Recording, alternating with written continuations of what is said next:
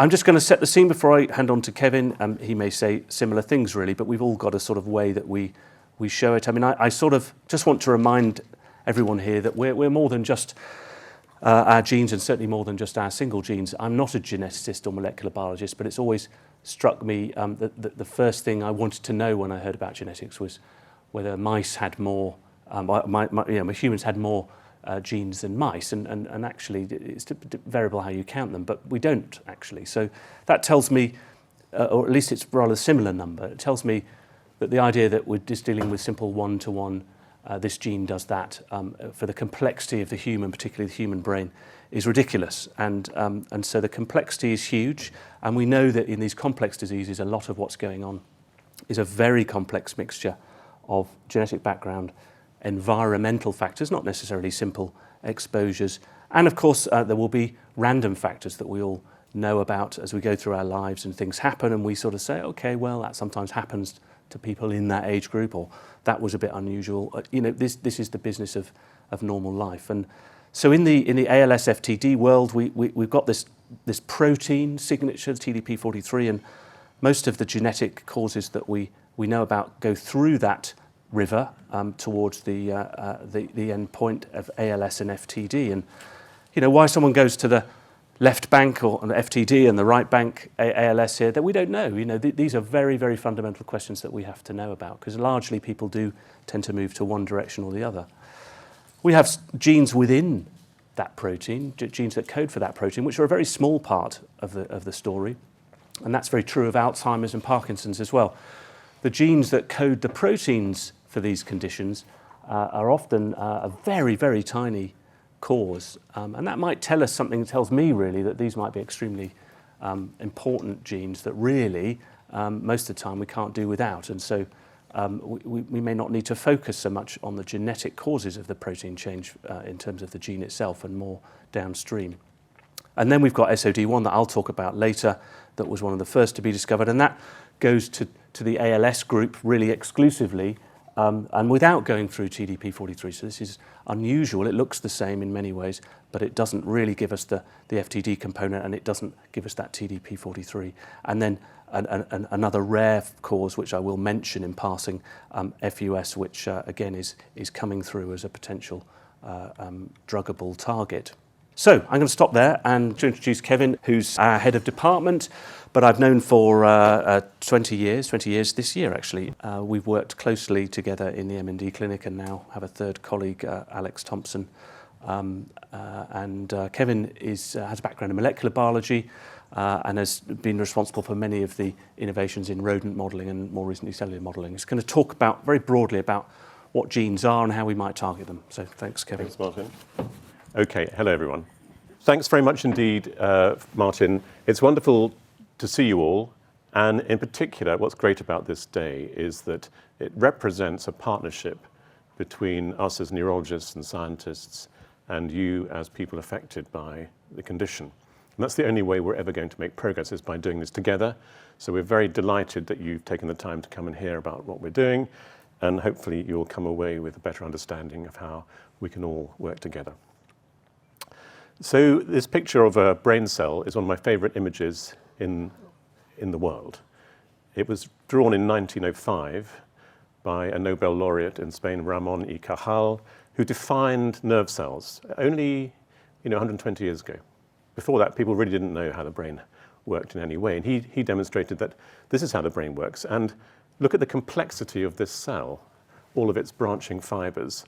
And every cell like that, and every blood cell, which is a round, smaller cell, and every cell lining your bladder or your gut, which is there to secrete and absorb things, all of those cells arise from one cell, the sperm and egg coming together, the fertilized egg, and then they divide. So what's going on? How does that work?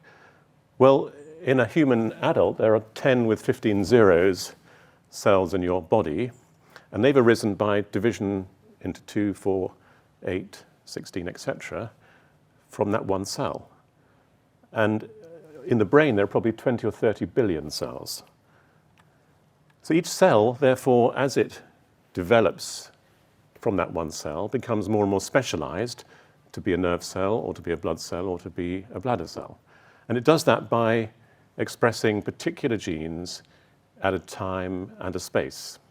So even though we have 20,000 genes, they're not all switched on at any one time. In a nerve cell, different genes are switched on to a bladder cell.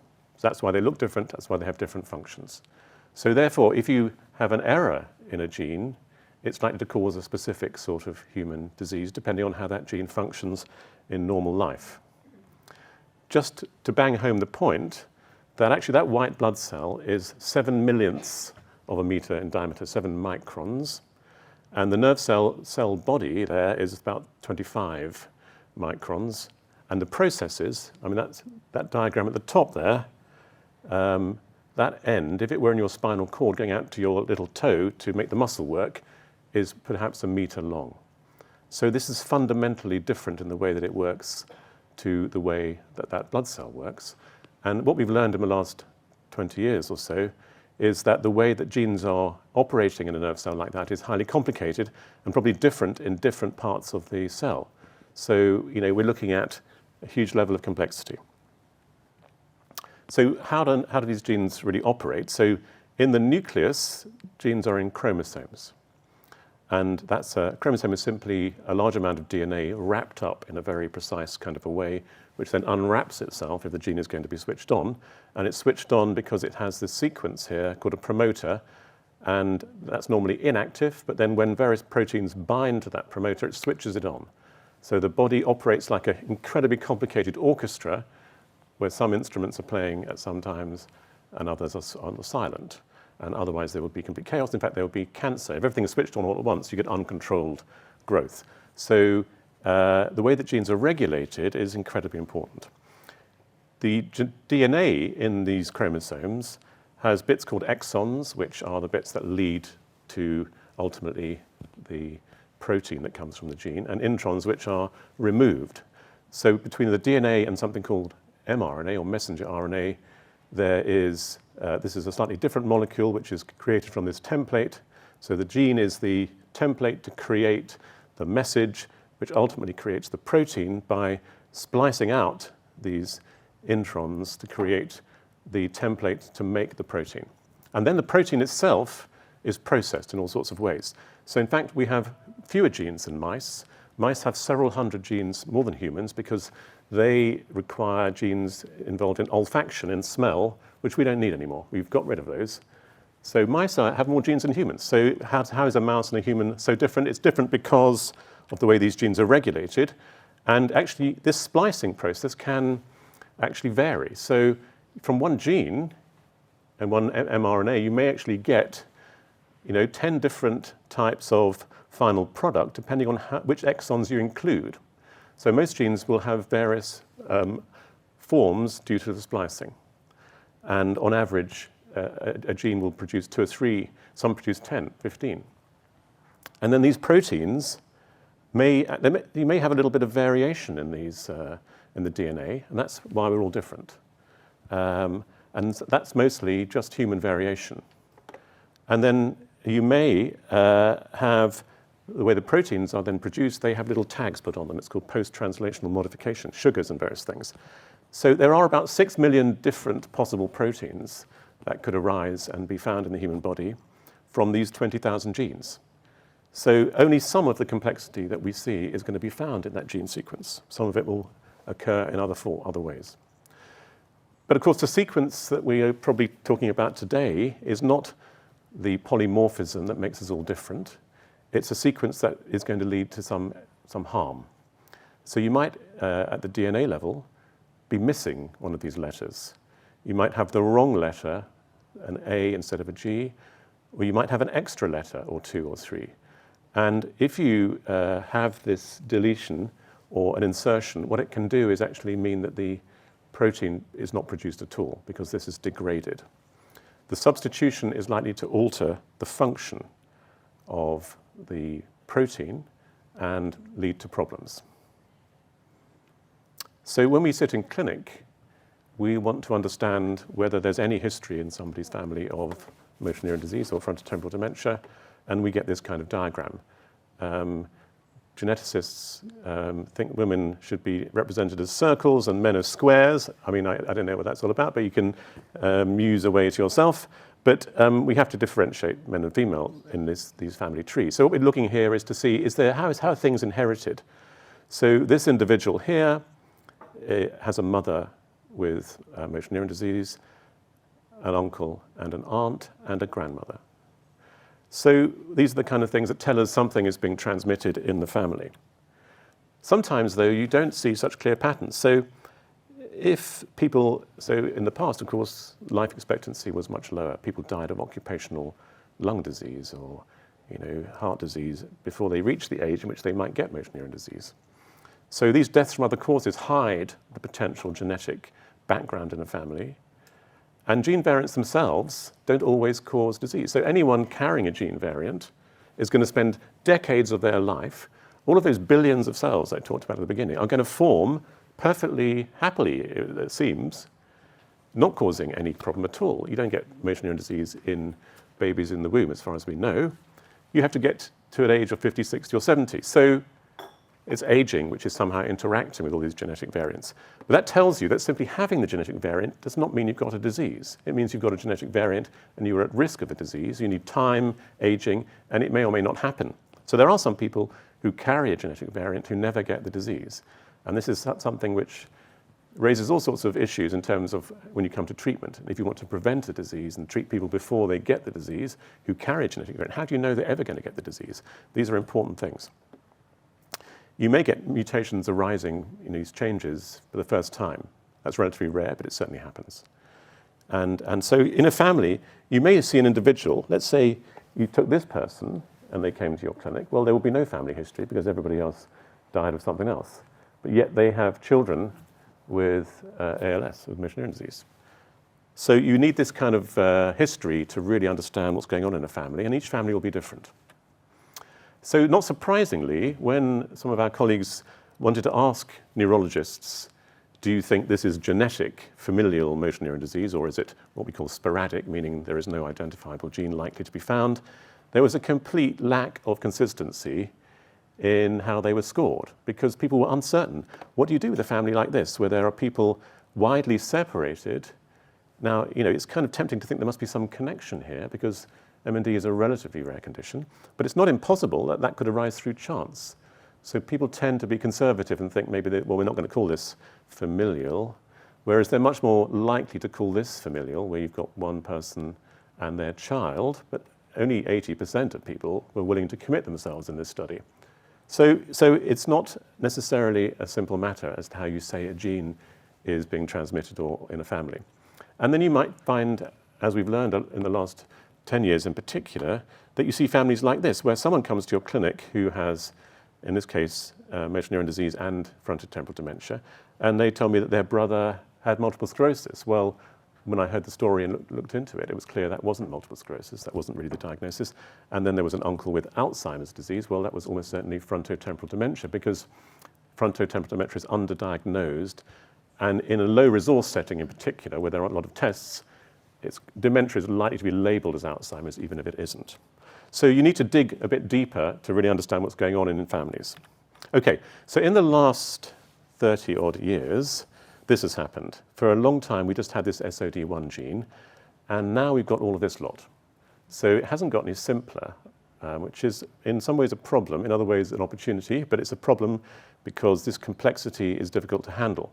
Most of these things only cause MND rarely. Some of them are controversial, so some of these things have different shapes here because there's still some debate to what degree they are a risk factor which is operating in a clear way or in a more complicated way. But these genes all have their own function, so it kind of gives you a clue as to the kind of pathways that in a cell that might be going wrong. This is sort of tailing off, but it will continue to rise a little bit. But it's complexity again. So if you look at the world, you'll see that in different populations, so in Asia, this gene C9orf72 is extremely uncommon. In Europe, it is the commonest cause of motor neuron disease, and not surprisingly, in North America and Australia, which have populations of European genetic ancestry, it's fairly similar. So the C9orf72 mutation is thought to have arisen somewhere here in a population that then migrated into Europe. So even though there's all this complexity, what we really know is that C9orf72 is common. If you've got a family history of motor neuron disease, there's roughly a 40% chance that's going to be due to the C9orf72 mutation, roughly a 15 to 20% SOD1, and these other genes here, much less common. But if you have no family history at all, you still have a chance of having a mutation, but it's much, much lower. And actually, if you take everybody in the world who's got a mutation or gene variant that leads to motor neuron disease, there are numerically, as many or more people who don't have a family history. That's an incredibly important point. So even though we take a detailed family history, I think increasingly we're thinking that we need to understand genetic testing in everybody in our clinic if we really want to capture the population as a whole. And we used this paper here to argue with Genomics England or the NHS England that we had to be able to give genetic testing to everybody, because they said, well, when you get above a certain age, you don't need to be testing genetics. Well, actually, this is using data from a large population, large databases of genetic material from people with motor neuron disease, and the rate of finding a genetic mutation in one of these 4 genes, which are the commonest, is pretty much the same throughout life until you get to 70, then it does go down. So again, this is an argument that you should really be offering genetic testing to everybody in the clinic, regardless of family history, regardless of age. Okay, so how are we going to treat these genetic problems? And there are a large number of ways that you can approach it, but I think everyone is very clear, and I'm sure Martin will talk about this later. The earlier you treat, the better, and ideally you might want to treat people before they get symptoms, because any amount of loss of function and structure in the nervous system is valuable. People come to the clinic because something is wrong. So if you only start treating them when something is wrong, actually rewiring the nervous system, restoring function is very, very challenging. We're already starting from a point where the word cure may be not even applicable, because, so prevention is definitely one of our aims here, and you'll hear more about that.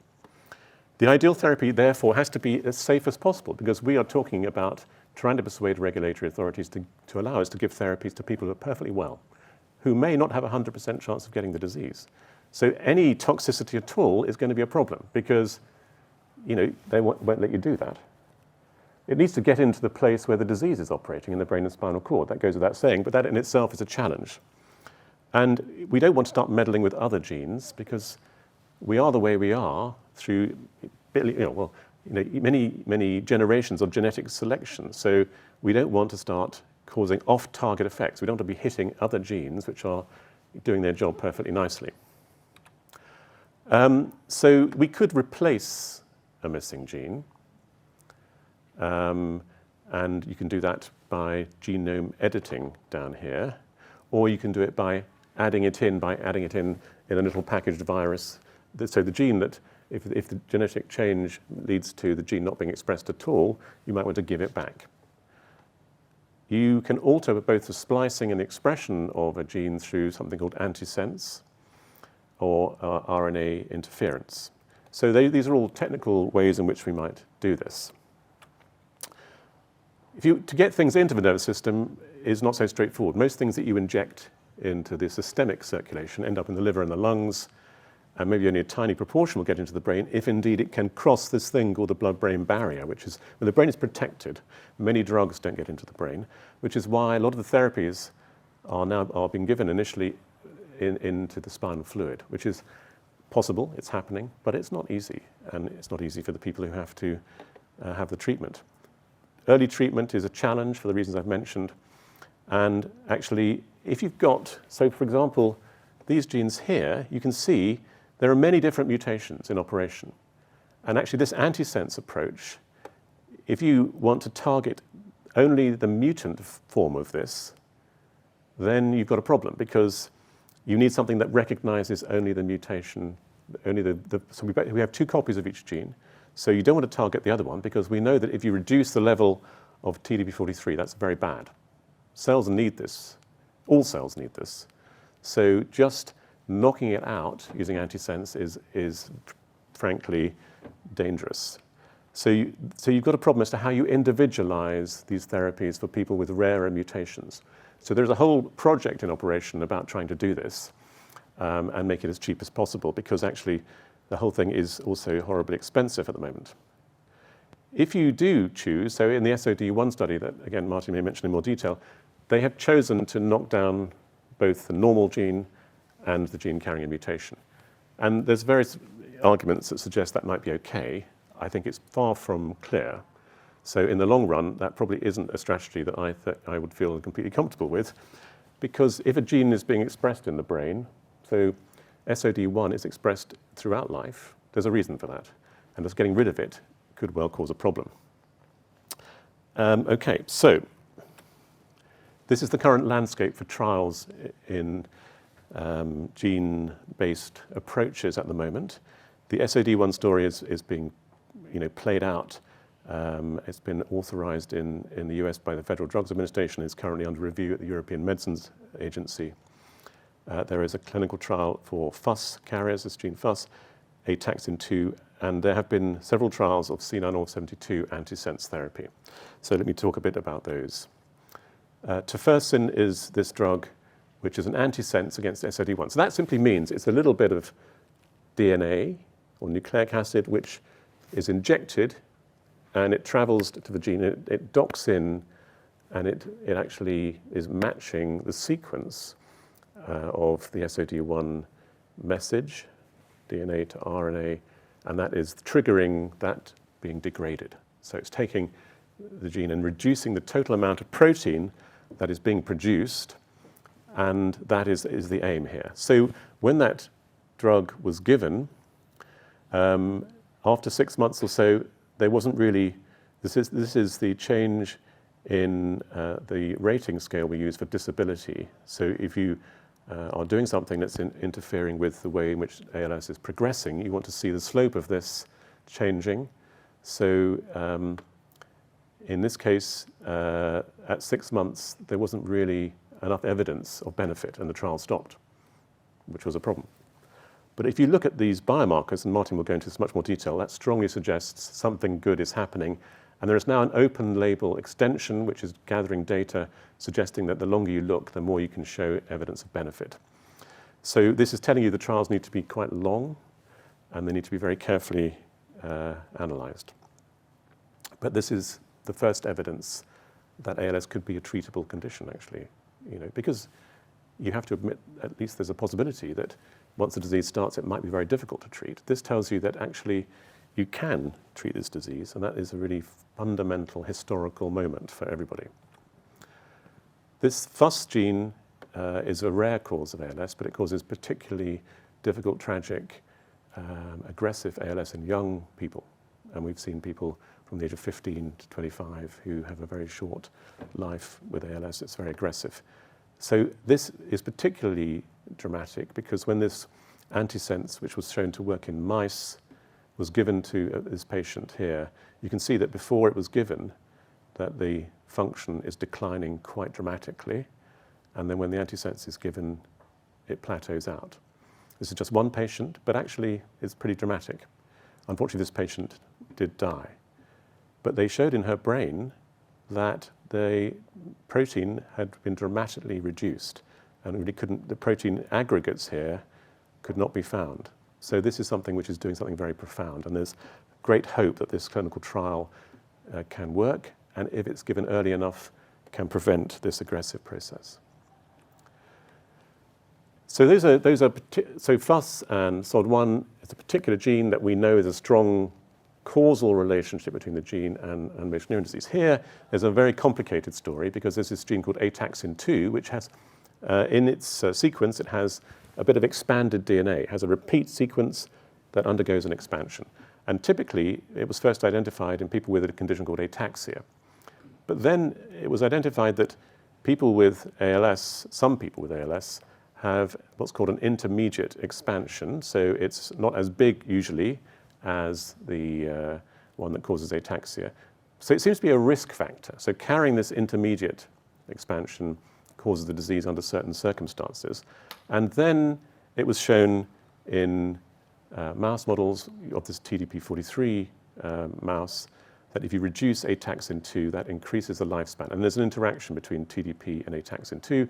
So there is now a clinical trial of antisense against ataxin-2 that's being tried in people with an expansion, but also in people who don't have an expansion as well. So if you can reduce this ataxin-2, so that's called a modifier gene. So it immediately tells you we're getting into more complicated territory here.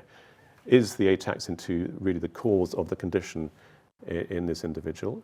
Does somebody walking around with an ataxin-2 intermediate expansion, what's their chance of getting ALS? Can you safely treat this? Can you treat people even without an expansion, because ataxin-2 is important in the pathology? So viruses, so one of the problems with antisense is that it can be unstable. It requires a lot of modification to get it in the right place in the right time. It can have toxicity. So the C9orf72 trials and Huntington's trials that have been performed suggest that there's a potential for toxicity. So a virus is appealing because it's been engineered by evolution over the last billion years to get into cells. That's what it's for. And that's why you get coronavirus, et cetera, because it gets into our cells. So it's already been pre-designed by nature. That's a good start. And so if you find a virus, you might be able to get it into the brain much more efficiently than the antisense. But you can package up a gene that will produce the antisense, or a bit of DNA that will produce the antisense inside the virus, and that sounds good. So there's great hope for this kind of therapy, but in its favor, it could be a one-off treatment. And in spinal muscular atrophy, a childhood motor neuron disease, that is being used and working. And as I said, it can get into the brain more easily. There are safety issues. We all have immunity against viruses, and if you give that to somebody who has immunity against this particular type of virus, that will have a bad effect. It can also accumulate and cause liver problems and lung problems as well. So it's still evolving, but it might be easy. It might get better in terms of a safe and cheap one-off therapy. Okay, so let's cut genes out, shall we? That would be good. So, because if you can take the gene that is causing the problem and just simply snip it out, that would be a good idea. Well, that was just science fiction until fairly recently, but the Nobel Prize was given to somebody called Jennifer Doudna and Emmanuel Charpentier a couple of years ago because they worked out how to do it, because it's already there in nature, and that's how cells protect themselves against bacteria and viruses. So in the laboratory, we used this approach to show that if you take stem cells from patients from our clinic with C9orf72 mutations, you might be able to cut out this bit of DNA that's causing the problem. And don't worry about this is simply to show you that it's a bit complicated, but it involves swapping the letters that are causing the problem with the ones that aren't. And so you put in a sort of template in a bit of DNA, and you put it into the cell, and you want it to insert itself into the right place. So you need to add on some postcode bits of DNA to make sure it gets to the right place. And it's not easy, but this is how it works. And here, if you've got the C9orf72 mutation in your motor neurons from your stem cells, it's expressing a cell death signal. So that's not good. Something bad's happening. And if you correct it using this method called CRISPR-Cas9, you can restore health to these motor neurons. So that shows you that in principle, if you could do this safely in a human carrying a mutation who is picked up perhaps even at birth, and you give it to somebody in their 20s, they may never get the disease if you can do this safely and effectively and efficiently. So that's a technical matter, and it's one in which people are heavily engaged. So hopefully what that just quickly demonstrates is that we're dealing with a high level of complexity here. Many different genes are involved. And we're dealing with different methods in which you might be able to treat those. But we definitely need to know as early as possible who is out there carrying genetic variants and mutations. But of course, that comes with a whole set of complexity. We're not here to try and disturb people's well-being by pointing out things that they may not be ready to listen to. So we have to be very careful about this. Certainly when therapies exist, then there's a clear argument for trying to understand who might benefit. I think the future, you have to demonstrate in people with the disease that you're doing something before you can move to people who are well. But the future has to be treating people before the disease occurs at all. I think genome editing will eventually emerge as a therapy, but there are certainly some issues that need to be overcome. But in the meantime, people living with motor neuron disease and a mutation in a gene are no different to the other people in our clinic who don't have an obvious genetic mutation. All of the therapies that we're desperately trying to find will be applicable to them. So all of those things have to be put into the mixture as well, because if gene therapy type approaches become difficult for one reason or another, toxicity, etc., we still need all these other approaches. And in fact, almost all of the models that we're using to identify these treatments come from, are based on these genetic mutations. So there's a very intimate link between the genetic form of disease and ALS, FTD as a whole. Very good, that's all I wanted to say.